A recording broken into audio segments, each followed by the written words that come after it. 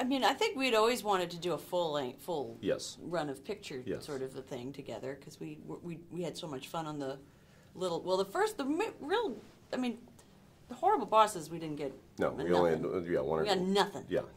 You just got a banana. I just stared at you through. It was we didn't binoculars. Even, there was no dialogue. No. No. And we only speak about what the connection our characters. Yeah. The scene we never shot that scene. But Bounty Hunter. We had some scenes. We had scenes. Those were fun. Those were fun, and that was when the conversation or the desire. That, you know. Where it was birthed. At the end of the day, you know, she gets to pick. Like the fact that she picked me was great. I mean, I would have said yes in a heartbeat back then. So it was fun. It was nice of you to do. Oh, honey, are you kidding? It was just luck. I appreciate it. It's just luck.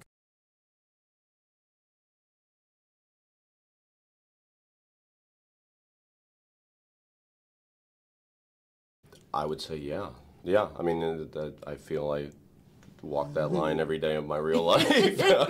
But yes, you do it so well, though. You're so that. charming. Well, that's you got to try to get out of some stuff. Yeah, it was really nice. That was part of the thing I was drawn to. That and that he wasn't, in Horrible Bosses and Hall Pass, the movies I've done most recently. That guy had a little bit, had a lot of girls on the brain. Both those characters were very focused on their, sexual exploitations. Whereas this character was, not really into that, except for one person. From the beginning of the movie, I like Jen's character and just can't really make a breakthrough, and eventually, as you had to create the craziest scenario. That's true. In order for that breakthrough to happen. That's right. That happens to me so many times. Right? Yeah. People just inventing, drug smuggling scenarios to get you in an RV for an life-threatening situation.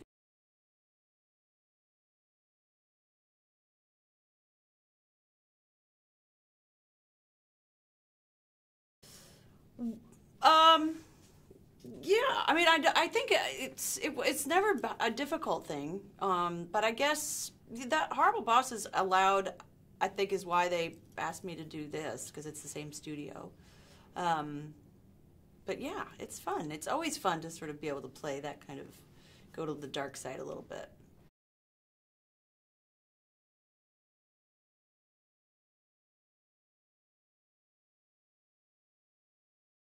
Oh, it's the best way to see it. Yeah, it was so fun at our premiere the other night.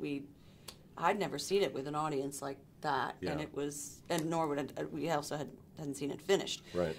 And it was pretty exciting. Yeah, it was fun. It was just very pleased. Laughing at the big jokes, laughing at the small ones. A lot of jokes missed because laughs carried over. It was very, very exciting to watch it in that setting. But I think going to see comedies specifically in the theater setting with a group of friends, but then also all the strangers you're surrounded by, just allows for a great deal of release and joy, and communal experience. Really communal. I loved it. Yeah, it's so fun and exciting. The TVs are getting so good that to have it at your home that people aren't going to the theaters as often. Well, they have to. You can't let that go away. That's true. That's true.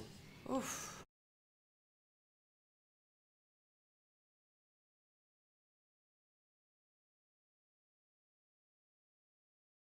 I think that's the arc that takes place. I would say yes. Mm-hmm. Yeah. Oh boy.